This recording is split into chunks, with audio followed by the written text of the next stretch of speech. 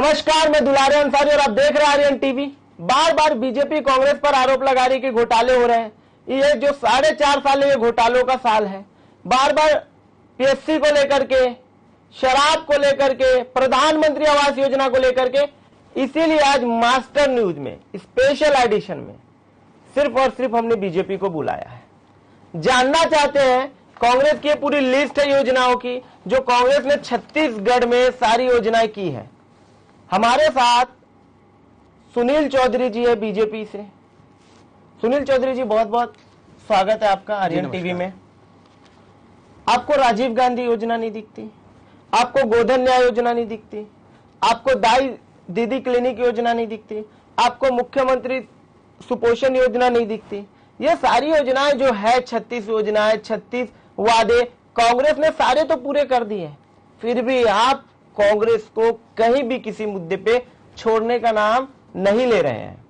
आपके काल में भी पीएससी घोटाला हुआ, आपके काल में भी चावल घोटाला हुआ, आपके काल में भी शराब ओवर रेट में चली, बहुत सारी चीजें आपके काल में हुई और आपने एक लंबा दौर बीजेपी को चलाया। 15 साल सरकार रही। आप चाहते तो बहुत सारी चीजें कम हो सकती थी, पर आप क्या नहीं चाहते थे इन सारी चीजों को लेकर के? देखिए, आपने जितने भी योजनाओं की बात की है उसमें आप बोल रहे हैं कि हमको दिखाई नहीं दे रहा है। हमको नहीं, छत्तीसगढ़ की जनता को ही दिखाई नहीं दे रहा है। यदि छत्तीसगढ़ की जनता को कुछ दिखाई दे रहा है तो 4.5 साल में कांग्रेस के भ्रष्टाचार दिखाई दे रहे हैं। आप देखेंगे कि कोयले में 600 करोड़ रुपए का घोटाला ये कांग्रेस सरकार करती है, 1300 करोड़ रुपए का घोटाला गौठान में कर देती है। इस प्रकार से रेत में घोटाला। और आप देखेंगे कि पीएससी में तो युवाओं के साथ इतना बड़ा छल हो गया, उसको लेकर के हमने बड़ा प्रदर्शन भी किया है, मुख्यमंत्री निवास का घेराव किया। उसमें लगातार हमारे पीएससी की तैयारी करने वाले छात्र छात्राएं जो हैं वो हमारे संपर्क में रहे, उन्होंने बताया है तथ्यों के साथ। उन्होंने 15 साल आपकी सरकार रही। 15 साल में सुनिए, 15 साल आपकी सरकार रही।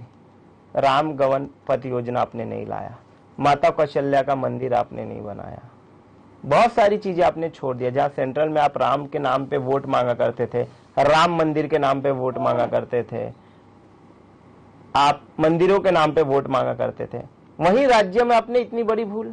भगवान राम का ननियाल है, आपको ये बात ध्यान नहीं था। आप जिसको कमल विहार बोलते हैं, भूपेश सरकार उसको कौशल्या विहार बोलती है। दोनों ही टकराव। क्या कमल आपके लिए ज्यादा अहम है या कौशल्या माता आपके लिए ज्यादा अहम है? कौन ज्यादा अहम है? देखिए, कौशल्या माता मंदिर के विषय में बताना चाहूंगा, वो प्राचीन मंदिर है और लगातार वहां पर काम हुए। भारतीय जनता पार्टी के शासनकाल में भी वहां पर विकास के कार्य होते थे। माननीय डॉक्टर रमन सिंह जी की सरकार के समय में भी वहां पर बहुत सारे काम हुए। मैं तो स्वयं वर्षों से वहां पर आता जाता रहा हूं, मैंने अपनी आंखों से देखा है और वो क्या स्थिति थी। ठीक है, अपनी अपनी प्रायोरिटी रहती है, अपनी अपनी योजनाएं हैं। राम वनगमन के विषय में मैं कहना चाहता हूं कि कांग्रेस को राम वनगमन के बारे में पता ही नहीं था।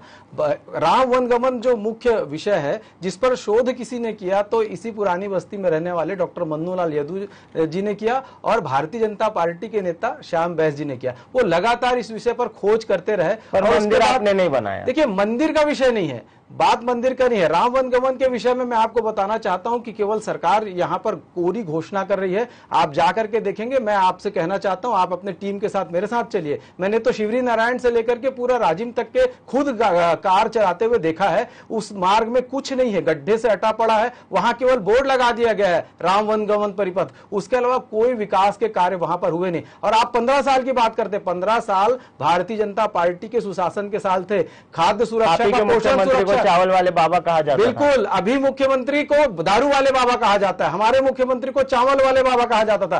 फर्क मैं बता रहा हूं, पोषण का अधिकार, खाद्य सुरक्षा का अधिकार, बहनों को मातृत्व का अधिकार, मनरेगा में 50 दिन से हटा करके 50 दिन से बढ़ा करके 150 दिन के रोजगार देने वाला छत्तीसगढ़ का राज्य। हमारा बजट आप देखेंगे, छत्तीसगढ़ का बजट था कितना पहले? छत्तीसगढ़ का बजट 9,000 करोड़ का था, 83,000 करोड़ रुपए तक का ले जाने वाला हमारी सरकार थी। 13,000 करोड़ तक लेके गए, 1.5 लाख करोड़ के आसपास लेकर के गए। देखिए, हम ये कह रहे हैं कि हमारे शासनकाल में छत्तीसगढ़ को बनाया किसने? छत्तीसगढ़ का राज्य का निर्माण माननीय अटल बिहारी वाजपेयी जी ने किया। उनको पता था कि यहाँ पर सरकार कांग्रेस ने बनाई, कांग्रेस आजाद छत्तीसगढ़ में कांग्रेस की सरकार बनेगी, तब भी अटल जी ने छत्तीसगढ़ राज्य बनाया। और छत्तीसगढ़ राज्य में कोई भी चीज अटल जी के नाम पे नहीं रखा, आपने सारा कमल के नाम पे रख दिया, कमल विहार रख दिया। अभी आपने अटल जी के नाम पे अटल नगर नया रायपुर को बदल के अटल नगर किया। मैं आपसे पूछ रहा हूँ कि आपके लिए कमल ज्यादा अहम है या माता कौशल्या का मंदिर ज्यादा अहम है? तो आप इस सवाल का साफ तौर पे जवाब नहीं दे रहे हैं। देखिए, आपका सवाल जो है ये कहीं ना कहीं कुछ और बातों से प्रेरित है। आप कमल और कौशल्या माता को एक साथ एक ही निगाह से नहीं आपने देख सकते। सेंटर में भगवान राम के नाम पे वोट मांगा, हमने कभी भगवान राम के नाम पे वोट नहीं मांगा। कांग्रेस ने कभी नहीं कहा। अच्छा, एक बात साफ स्पष्ट कर दीजिए कि जो राम मंदिर पे फैसला आया उसमें आप कोर्ट को ऊपर मानते हैं या पार्टी को ऊपर मानते हैं? ये बात एकदम क्लियर कर दीजिए, एकदम साफ कर दीजिए कि जो राम मंदिर का सुप्रीम कोर्ट से फैसला आया उसमें कौन अहम है? सुप्रीम कोर्ट अहम है या आपके नेता अहम है या आपकी पार्टी अहम है? देखिए, भगवान श्री राम जी के भव्य मंदिर निर्माण के आंदोलन को चलाने वाली भारतीय जनता पार्टी और विश्व हिंदू परिषद रहा है। लगातार हमने संघर्ष किया और उसी समय कांग्रेस के प्रवक्ता, कांग्रेस के नेता लगातार भगवान राम के विरोध में बात करते थे। इनके नेता तो ये भी कहते थे, मणिशंकर अय्यर, कि भगवान राम किस कमरे में अयोध्या में जन्म लिए थे उसका पता बता दो। इनके नेता कपिल सिब्बल जाकर के वहां कोर्ट में केस लड़ते थे और कहते थे भगवान राम काल्पनिक है, ऐसे हलफनामा डिबेट पिछले बारी किया। मेरी बात लीजिए, मैं आपको स्पष्ट कहना चाहता हूं, इसमें जनमानस में जो आंदोलन पैदा हुआ, लगातार वर्षों से जो हिंदू जनमानस में सनातनी लोगों के मन में भाव था, उसको लेकर के भारतीय जनता पार्टी आगे बढ़ी। हम तो लगातार कहते थे हम संवैधानिक परंपरा को मानते, भारत के संविधान को मानते, और भारत के संविधान के अनुरूप हमने कोर्ट में जाकर के लड़ाई लड़ी और जो फैसला आया उसका पूरे देश ने स्वागत किया। अगर संविधान को मानते तो आरएसएस 50 सालों तक अपने मुख्यालय पे तिरंगा को नहीं फहराया। बहुत अच्छा प्रश्न आपने किया, इसका जवाब सुन लीजिए। देखिए, तिरंगा फहराने का अधिकार नवीन जिंदल जी के कोर्ट में लड़के जीतने के बाद आया है। उसके पहले आप अपने घर में भी तिरंगा नहीं फहरा सकते थे, किसी भी व्यक्तिगत इमारत में तिरंगा नहीं फहरा सकता था। शायद इस बात को देश अच्छी तरीके से जानता है। और जब ये संवैधानिक रूप से मान्य हो गया तब हमारे संघ के कार्यालय में तिरंगा फहरना शुरू हो गया, और उसके पहले ये असंवैधानिक था। भारतीय जो झंडा संहिता थी उसको पढ़ने के बाद आपको स्पष्ट समझ में आती है बात। तो यहां कहीं पर भी इस प्रकार की बात नहीं है। ये लगातार आक्षेप जो कांग्रेसी लगाते हैं ये इनकी दुर्भावना है। ये कांग्रेसी जो है ह्यूम की बनाई हुई पार्टी, विदेशी अधिकारी की बनाई हुई पार्टी, 1857 की क्रांति के विदेशी पार्टी बोलते हैं, कांग्रेस बोलती है कि आपने आजादी में एक नखून नहीं काटाया, एक बूंद खून नहीं बहाया जी। ये पार्टी क्या बोलेंगे? बार बार कांग्रेस का आरोप लगता है। दूसरा अहम सवाल मैं और जोड़ दूं कि मतलब आपने राम के नाम पे वोट मांगा, जैसा आप बोलते हैं कि राम के नाम पे हमने आंदोलन किया, हमने मंदिर बनाने के लिए कोर्ट में लड़ा, उन्होंने कहा कि राम काल्पनिक है। जब उन्होंने कहा कि राम काल्पनिक है तो आपने ये याचिका क्यों नहीं दी कि राम काल्पनिक नहीं है? इसके खिलाफ आप क्यों नहीं गए? इसको बार बार भुनाना, इसको बार बार देश के सामने जनता के रखना कि राम काल्पनिक है, ये याचिका दी गई कांग्रेस की तरफ से। कहीं ना कहीं आप वोट को अपनी तरफ कर रहे, कहीं ना कहीं आप हिंदुओं को अपनी तरफ कर रहे, कहीं ना कहीं सनातनी लोगों को आप अपनी तरफ कर रहे। ये मानसिकता दर्शाती है बीजेपी की। बीजेपी कहीं ना कहीं वोट की राजनीति करती है। अगर जनसेवक की राजनीति करती तो जितना अहम आपके लिए राम मंदिर था, क्या उतना अहम मस्जिद नहीं था? देखिए, हम पहले कह रहे हैं कि राम हमारे आस्था के विषय हैं। प्रभु श्री राम के विषय में भारतीय जनता पार्टी ने कभी नहीं कहा कि हमको भगवान राम के नाम पे वोट दीजिए। हमने कहा कि हमारे आस्था के विषय हैं और इस देश के बहुसंख्यक समाज, मथुरा काशी का भी नारा दिया था, राम को जाति है, मथुरा काशी बाकी है, पर अब मथुरा काशी के लिए आप नहीं दिख रहे, मथुरा काशी के लिए आप लड़ नहीं रहे। क्यों ऐसा? क्या मथुरा काशी का स्टेटमेंट बदल गया है? क्या आपका वो बदल गया है कि आपने मथुरा काशी को छोड़ देना है? क्या मुसलमानों के लिए प्यार जग गया आपके दिलों में? देखिए, सबका साथ सबका विकास, ये हमारा नारा है। जब मोदी जी यहाँ पर जनधन योजना का खाता लेकर के आते हैं तो हिंदू मुसलमान नहीं करते। जब मोदी जी यहाँ पर चावल देते हैं कोरोना काल में तो हिंदू मुसलमान नहीं करते। जब मोदी जी यहाँ पर वैक्सीन लगाते तो हिंदू मुसलमान नहीं करते। जब प्रधानमंत्री आवास योजना की बात आती तो हिंदू मुसलमान नहीं करते। मोदी जी नहीं करते पर आपके नेता करते हैं। कोई नेता नहीं करता। हमारा एक ही नारा है, सबका साथ सबका विश्वास, सबका साथ सबका विकास सबका विश्वास। ये लेकर के भारतीय जनता पार्टी को केरला मूवी दिखाने लेकर के गए।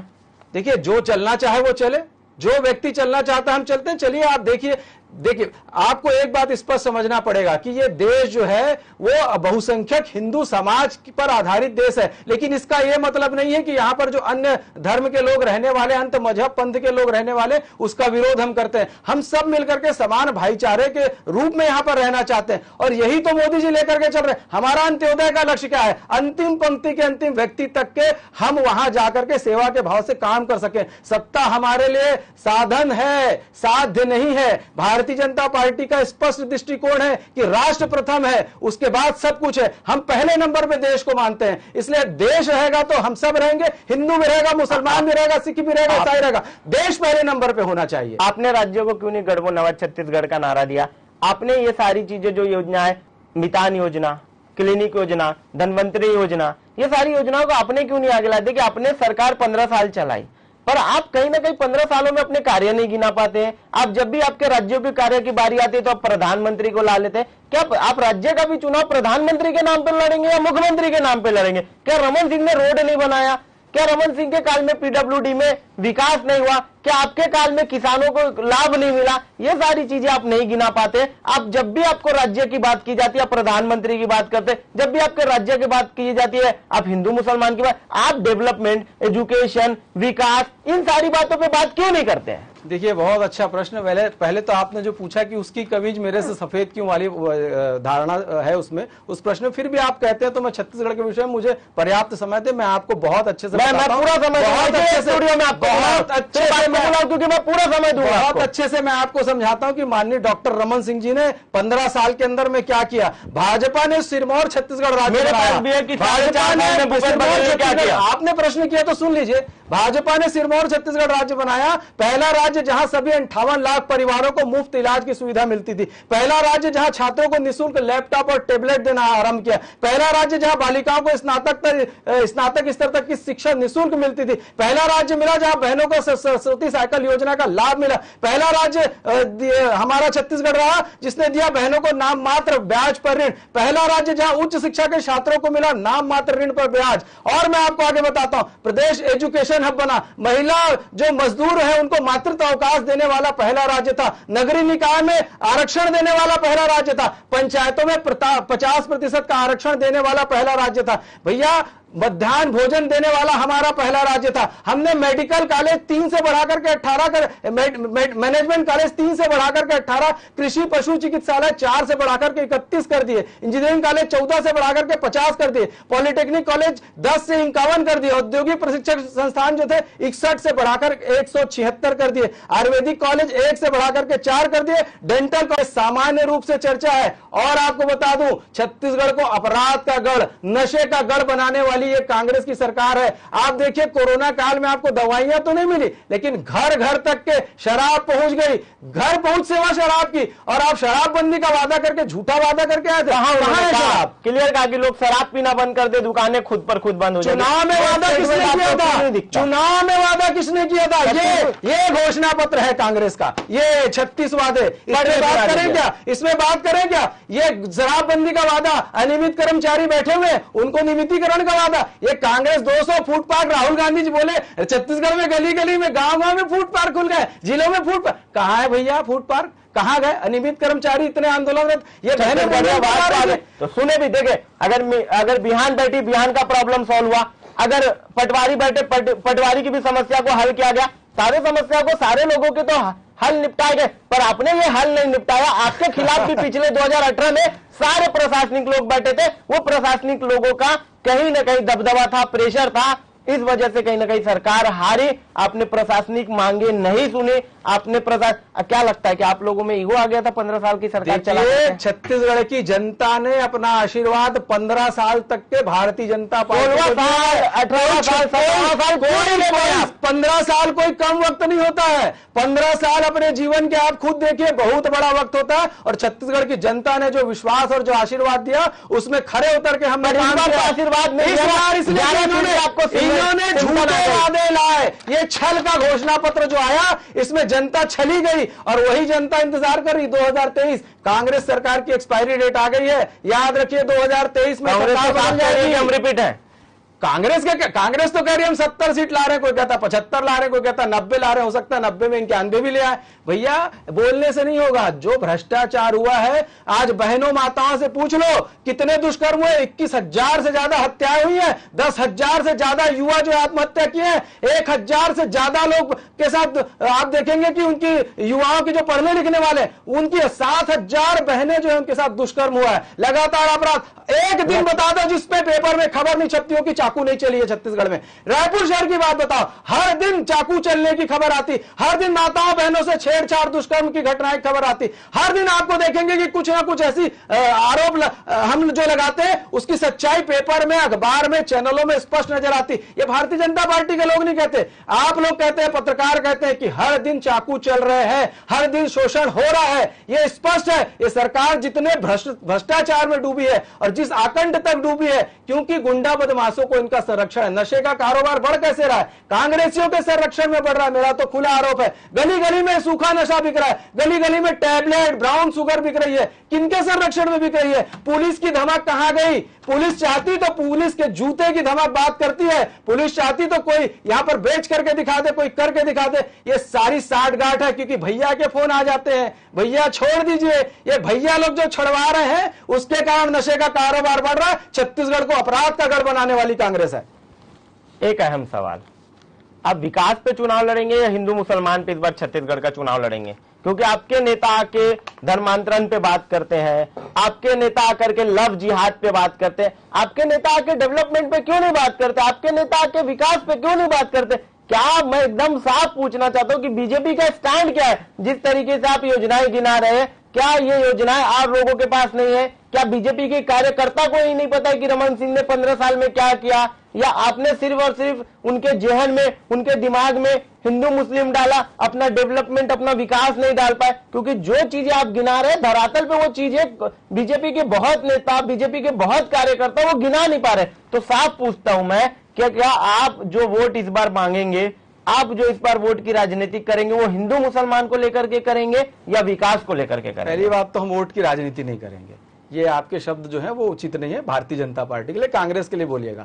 दूसरा, आप कह रहे हैं कि भारतीय जनता पार्टी के 15 साल के विकास कार्य, मैं तो स्पष्ट रूप से बोलता हूं कि कांग्रेस का कोई बड़ा से बड़ा नेता जाए, भारतीय जनता पार्टी के जिस नेता पर उंगली रखे वो 15 साल पर डिबेट करने के लिए तैयार है, वो बता देगा कि भारतीय जनता पार्टी में डॉक्टर रमन सिंह जी ने 15 साल में क्या किया। दूसरी बात, हमारा विषय विकास का रहा है, हमारा विषय विकास का रहा, आप पूरा सुन लीजिए, हमारा विषय विकास का रहा है। हमने केवल विकास के आधार पर 15 साल छत्तीसगढ़ में जनता के बीच में जाकर के काम किया है। ये बांटने वाला काम कांग्रेस का है। ये छद्म रूप से आते हैं, अभी राम राम की नाम की चादर ओढ़ करके आ गए हैं, कालनेमी का रूप धर के आ गए हैं, ऐसे बनने वाला नहीं है। लगातार इनके बयान देखिए, इनके पिताजी का बयान कुछ और है, माननीय मुख्यमंत्री जी के। तो ये कांग्रेस जो है ये फूट डालो राज करो के आधार पर, और हम तो कह रहे हैं कि हम अपने काम के आधार पर, माननीय मोदी जी के 9 साल के जो 9.5 साल के काम है उसके आधार पर, माननीय डॉक्टर रमन सिंह जी के भारतीय जनता पार्टी के 15 साल के काम के आधार पर, और 4.5 साल अलोकप्रिय जो कांग्रेस की सरकार है, माननीय भूपेश बघेल जी की सरकार है, इसकी अलोकप्रियता, इनके भ्रष्टाचार, इनके द्वारा जो किए गए हैं, जो अपराध का गढ़ बनाया गया, उस आधार पर भारतीय जनता पार्टी चुनाव में उतरेगी।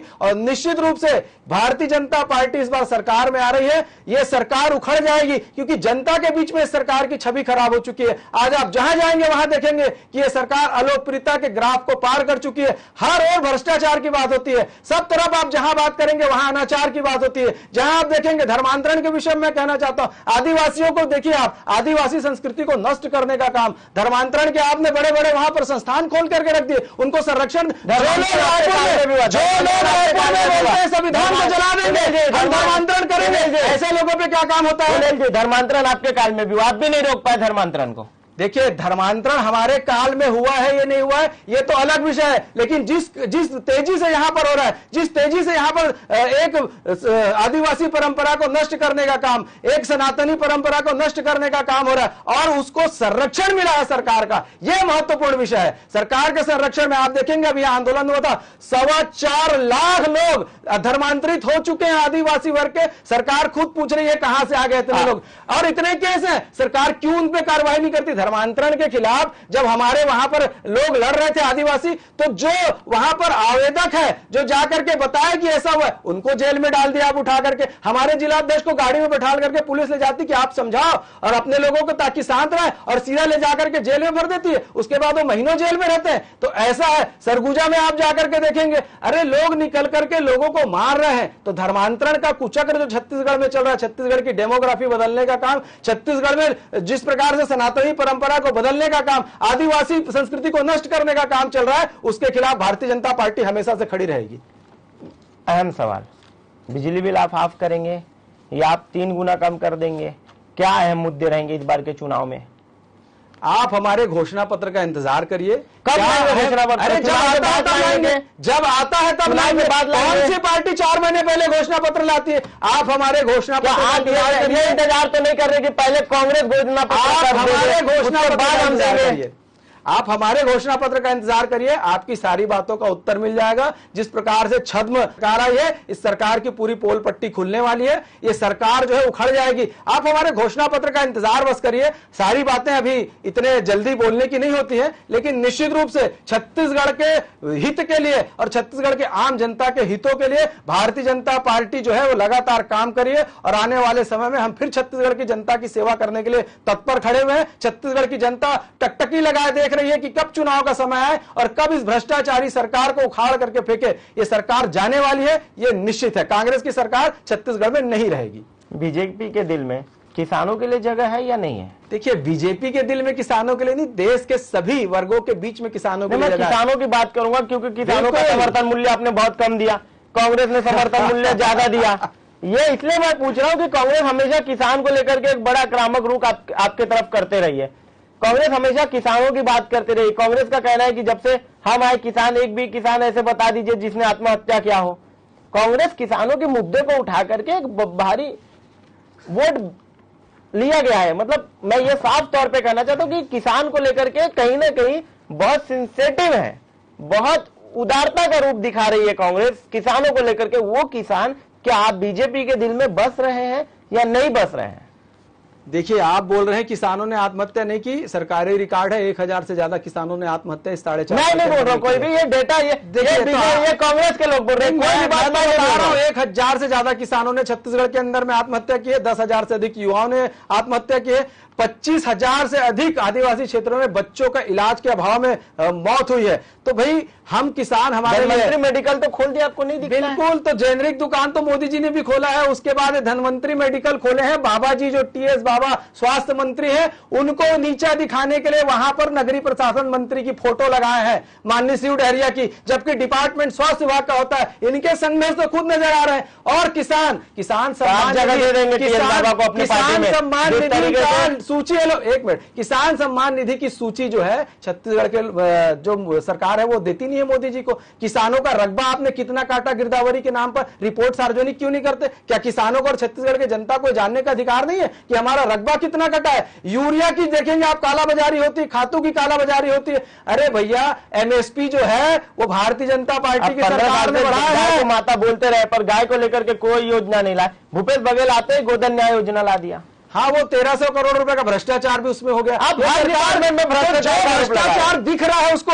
आप ये बताइए, भ्रष्टाचार के केस में जितने भी आरोपी अंदर है, आज तक एक की भी जमानत क्यों नहीं हुई? क्यों? क्योंकि वो मजबूती से जो है इनके खिलाफ जांच हुई है और उसमें वो पाए गए हैं दोषी, इसलिए आज तक कोई बाहर नहीं निकला है। यदि कोई निकला हो तो आप बता दें, एक नाम बताएं। आप एक नाम आप बता दें कोई निकला है। हम भ्रष्टाचार का गलत दावा बतले तो आप एक नाम बता दें इनकी जमानत। बीजेपी पे बार बार आरोप लगाई कि तोता मैना का उपयोग किया जा रहा है। तोता मैना मतलब सीआईडी और आपकी ईडी, इन्फोर्समेंट डिपार्टमेंट का अपने, इन्फोर्समेंट डायरेक्टरेट का आपने बहुत ही अलग तरीके से उपयोग किया है।